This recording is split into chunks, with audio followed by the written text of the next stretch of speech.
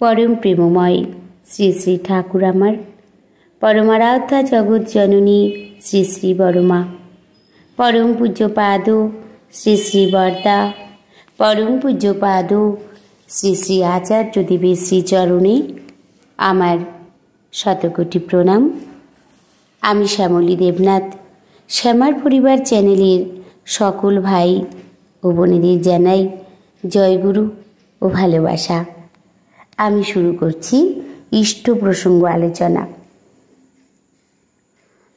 धर्म प्रत्येकके बोले तुमी सुकेंद्रिक हओ, जे टाने विधृत थेके तुमी सुस्थ थाको, स्वस्थ थाको, तुमी छिन्न भिन्न हये ना जाओ, सेई टाने निबद्ध राखो निजेके और तोमार परिवेशके।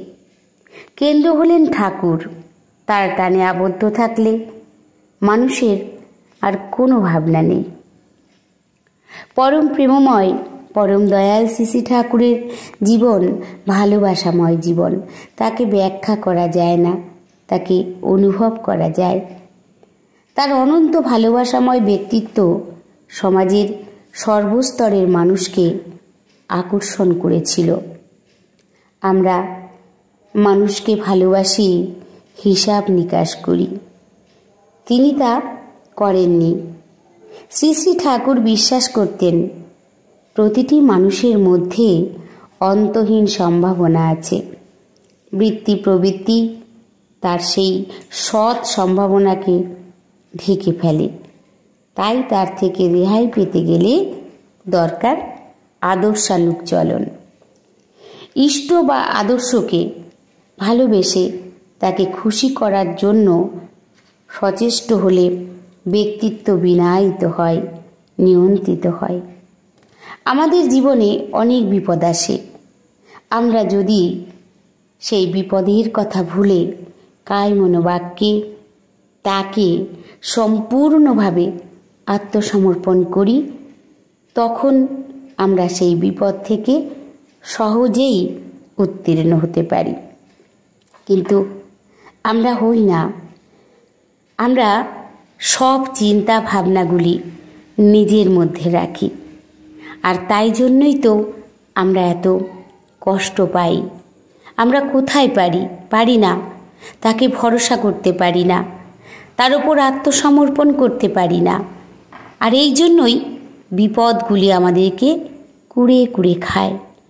ठाकुर बार बार बोलेছেন, তিনি बार बार बोले आमादेरके सतर्क करेছেন, আমরা মানি না।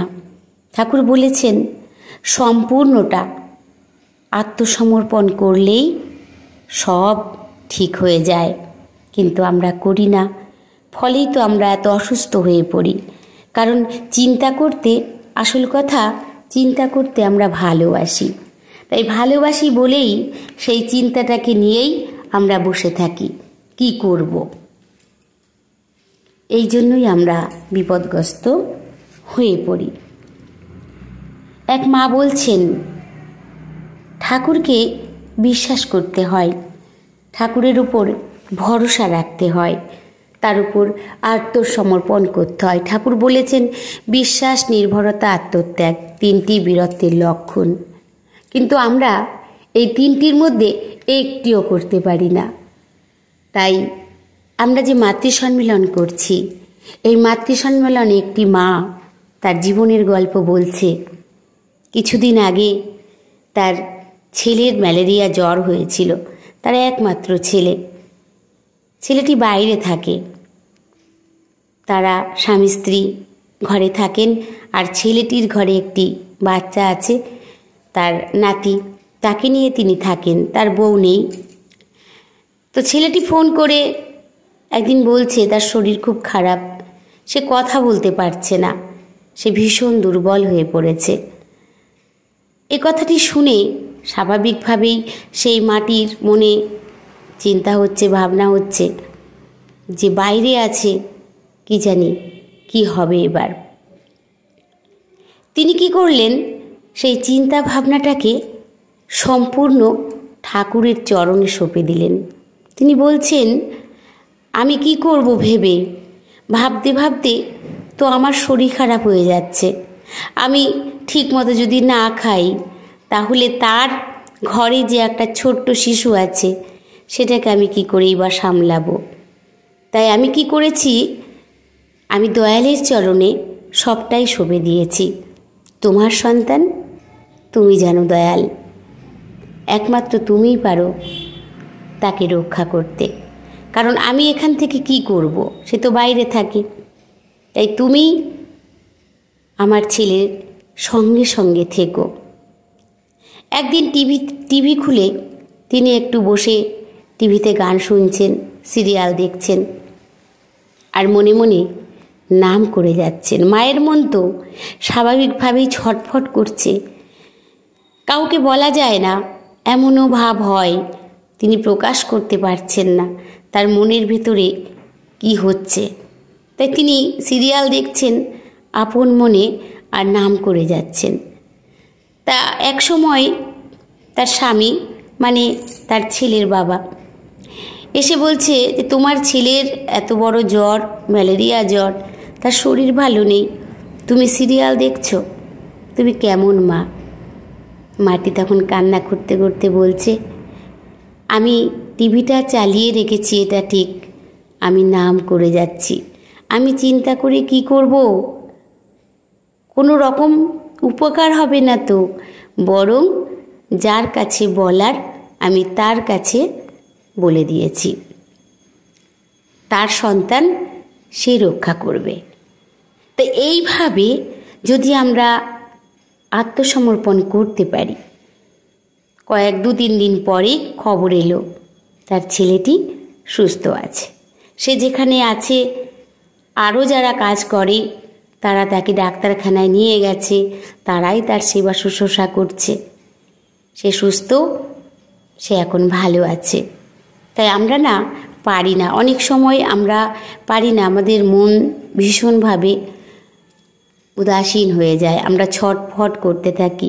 কিন্তু ছটফট হওয়ার কোনো প্রয়োজন পড়ে না যদি আমরা তাকে বিশ্বাস করি, ভক্তি করি, পুরোটাই তার উপর ছেড়ে দিই যে দয়াল তুমি ছাড়া আমার কেউ নেই, তুমিই পারো সব কিছু ঠিক করে দিতে।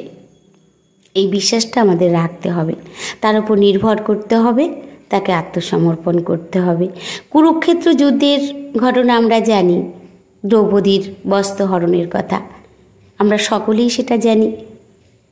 যখন তার বস্ত্রহরণ হচ্ছিল, দ্রৌপদী এক হাতে কাপড় আর এক হাত তুলে হা কৃষ্ণ করছিলেন, কিন্তু তখনও কিন্তু শ্রীকৃষ্ণ তাকে বস্ত্র দিতে আসেননি।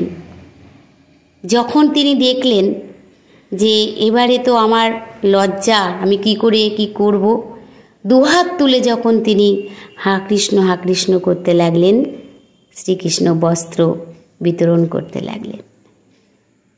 তিনি সব কিছু, তাই আমরা যদি সম্পূর্ণভাবে সঁপে দিই তার চরণে, ওইভাবে যদি আমরা ডাকতে পারি, তাহলে প্রতিটি বিপদ থেকে আমরা রক্ষা পাব।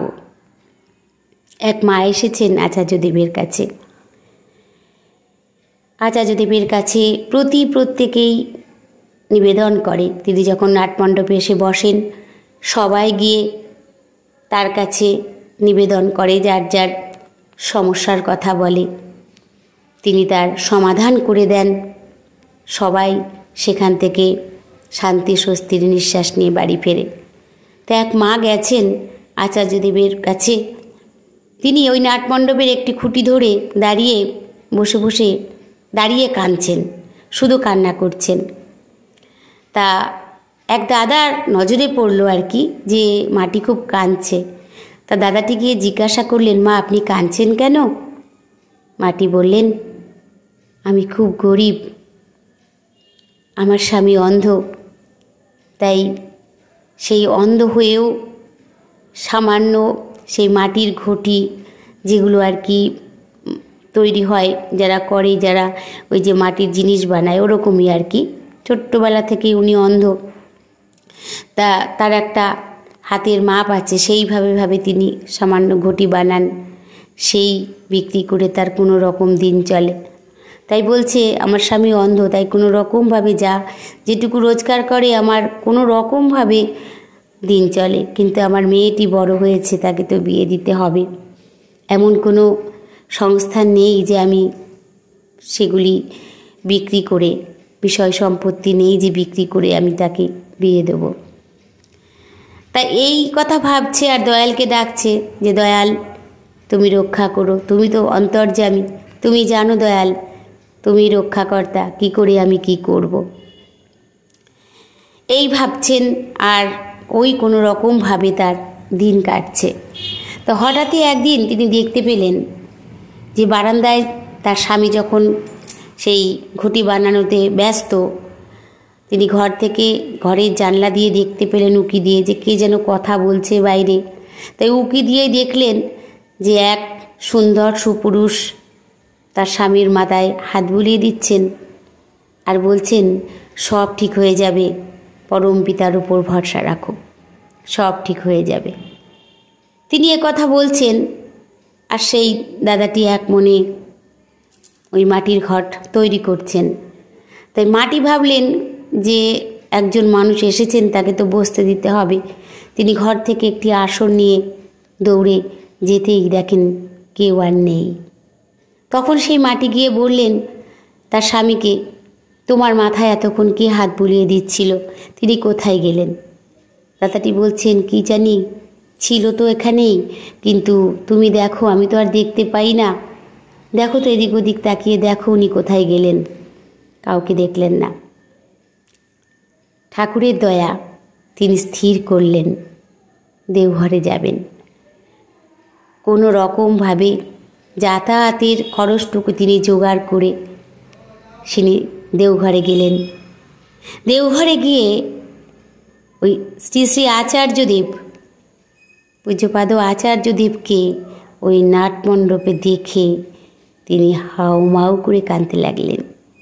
এ আমি কি দেখছি, এই মানুষটাই তো আমার স্বামীর মাথায় হাত বুলিয়ে দিচ্ছিলেন। ঠাকুর দয়া করে আমাদের আচার্য পরম্পরা রেখে গেছেন। তাই আমরা যদি সকল সময় বিশ্বাসগুলো রাখি, সেই মাটি যখন তেমন করে বললেন, তারপর আচার্যদেবের কাছে দাদাটি গিয়ে সবটাই বললেন, তার মেয়ের বিয়ে সুন্দরভাবে হয়ে গেল। কোনো রকমভাবে তার কষ্ট হয়নি সেই মেয়েকে বিয়ে দিতে। তাই তার কাছে সঁপে দিতে হয়। সেই মাটিও সঁপে দিয়েছিলেন যে দয়াল তুমিই জানো, তুমিই রক্ষা করবা, আমার তো এতটুকু সামর্থ্য, তাই আমার মেয়েটিও তোমার দেওয়া, তোমারই মেয়ে, তাই তুমিই রক্ষা করবা, তুমি যা ভালো বুঝবা তুমিই করবা। তাই ঠাকুর দয়া করে আচার্য পরম্পরা রেখে গেছেন আমাদের জন্য। তাই আমরা যদি তিনি যেভাবে বলেন সেভাবে চলি, তার মুখ দিয়েই দয়াল বলান, তাই সেভাবেই যদি আমরা চলি তাহলেও কিন্তু আমরা ভালো থাকি। তবে আমার মনে সবার আগে বিশ্বাসটা রাখতে হবে, আমি কতটা তাকে বিশ্বাস করি। বিশ্বাস না করলে, ভক্তি ভরে তাকে হৃদয় সিংহাসনে জায়গা না দিলে তিনি কিচ্ছু করা যাবে না। তাছাড়া তাকে বিশ্বাস করে, তাকে ভালোবেসে, নিষ্ঠা ভক্তি সহ দয়ালকে ভালোবাসতে হবে, তাকে ঘরের একজন ভাবতে হবে। ঠাকুর বলেছেন, তোদের সংসারের একজন ভেবে আমাকে মাখিয়ে ঝুঁকিয়ে নিয়ে চলিস। আজ আমার স্বামী বাজারে যাবে, তাকে আমি বলতেই পারি যে তুমি আজ এটা এনো, খুব খেতে ইচ্ছা হচ্ছে। আমার সন্তানরা বলতেই পারে যে বাবা আজ এটা এনো, খেতে ইচ্ছা করছে। আমরা প্রতিদিন নিশ্চয়ই একই খাবার খাই না, আলাদা আলাদা চেঞ্জ করি আমাদের রুচির জন্য। দয়াল আমার মধ্যমণি হয়ে বসে আছেন ঘরে, তিনি দেখেন, তিনি সব বোঝেন, কিন্তু তিনি কিছু বলেন না। তাই তার কথা ভাবতে হবে যে আমার ঘরেও একজন আছে, তাই তার জন্য আমার কিছু আনতে লাগে। তারও ইচ্ছা করে প্রত্যেক দিন আলাদা আলাদা কিছু সেবা করতে। তাই আমরা তাকে মাথায় করে নিয়ে চলবো, তাকে ঘরের একজন ভাববো, তাহলেই কিন্তু আমাদের হয়ে যায়। দয়াল দুহাত ভরে উজাড় করে দেওয়ার জন্য বসে আছেন। তা আমরা যদি না করি, ঠাকুর তো বলেছেন না করে যে পেতে চায় দুঃখ তার পিছে দেয়। তুমি করো, হও পাও। ঠাকুর বলেছেন করো হও পাও। করাই পাওয়ার জননী। আমাকে করতে হবে, তাকে ভালোবাসতে হবে ঠিকভাবে। আমি যদি তা না করি তাহলে আমি পাবো কেমনে? কখনো হয় তা? কখনো হয় না। ঠাকুর থেকে যখনই আমরা বিচ্যুত হয়ে পড়ি, আর তখনই আমাদের এই অশান্তি, যত রকম ঝামেলা এসে ঘরে সৃষ্টি হয়। আর আমরা তখন কি বলি? যে ঘরে আমাদের গ্রহের দশা পড়েছে, তাই গ্রহর ফের কাটছে না। একের পর এক শেষ হয়ে যায় জ্বালা যন্ত্রণায়। কিচ্ছু না, আমরা তাকে ভালোবাসতে পারছি না। তার প্রতি ভক্তি প্রেম থাকলে কোনো রকমভাবে আমার ঘরে অশান্তি থাকবে না। তাই আগে তাকে ভালোবাসতে হবে, তাকে মাথায় করে নিয়ে চলতে হবে। আমি সকল সময় ইষ্ট প্রসঙ্গ আলোচনা করে থাকি আমার শ্যামার পরিবার চ্যানেলে। আমি মাতৃ সম্মেলনে যাই, সেখানে গিয়েও আমরা ঠাকুরের বড়মার কথা আলোচনা করি, আমরা শুনি। তাই ইষ্ট আলোচনা বলতে যেমন ভালো লাগে, শুনতেও তেমন ভালো লাগে আমার।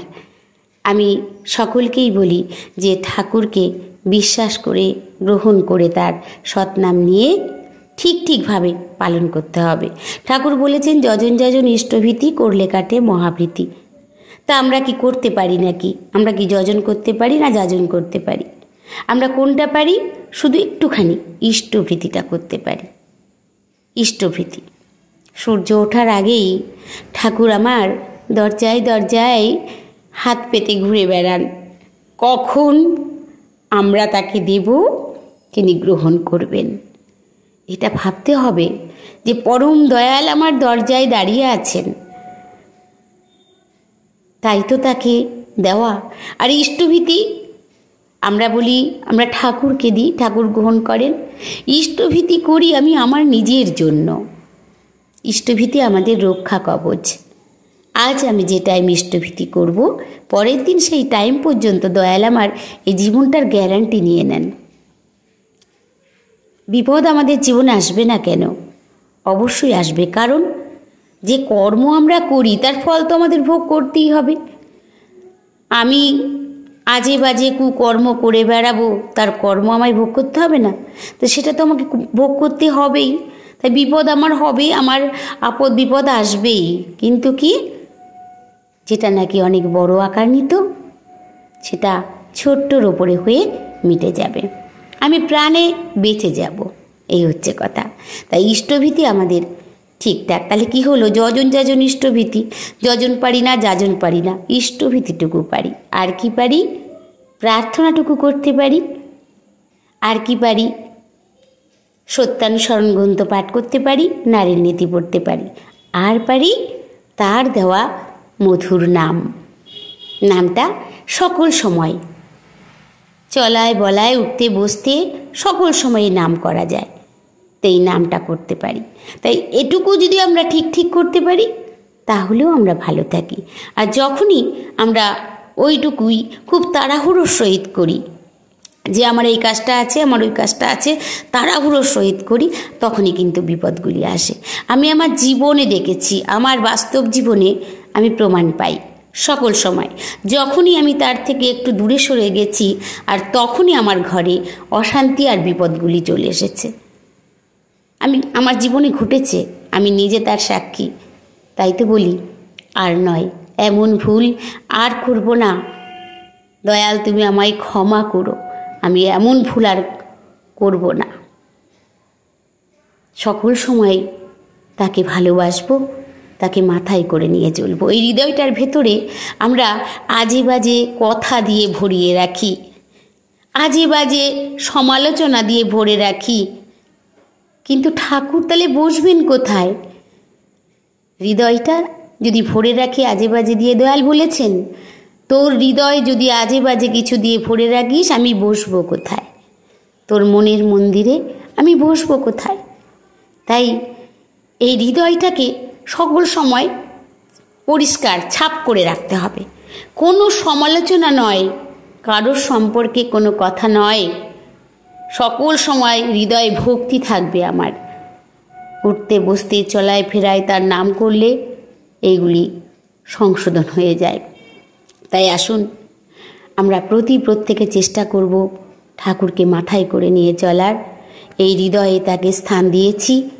হৃদয় দেবতা সকল যেন সব সময় যেন আমার হৃদয়ে তিনি থাকতে পারেন, সেই ব্যবস্থা করতে হবে আমাদেরকে। তবেই আমাদের এই জীবন চলায় রাস্তাটা পরিষ্কার হয়ে যাবে।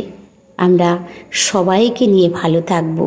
যদি ওই এককে ভালোবাসি তাহলে আমার কাছে ওই 10টা থাকবে। আর আমি 10টাকে ভালোবাসতে যাই তাহলে ওই এক থাকবে না। সবই তো তার দেওয়া। এ সংসার, সন্তান, স্বামী সব কিছু তার কাছে পাওয়া। তাই বহু জন্মের স্বীকৃতির ফলে আমরা তার সৎনাম পেয়েছি, তা সেটিকেই আমাদের কাজে লাগাতে হবে আমার ভালোর জন্য, আমাদের ভালোর জন্য। আসুন আমরা সকল সময় চেষ্টা করব ঠাকুরকে নিয়ে চলার, তাকে বিশ্বাস ভক্তি ভরে তাকে গ্রহণ করে সৎনাম নিয়ে যেটুকু পারি আমরা ততটুকু করার চেষ্টা করব সকল সময়। তাহলেই আমরা ভালো থাকব। সবাই ভালো থাকবেন, সুস্থ থাকবেন। পরম দয়ালের শ্রীচরণে আমি সকলের জন্য মঙ্গল প্রার্থনা করি। জয় গুরু। বন্দে পুরুষোত্তমম।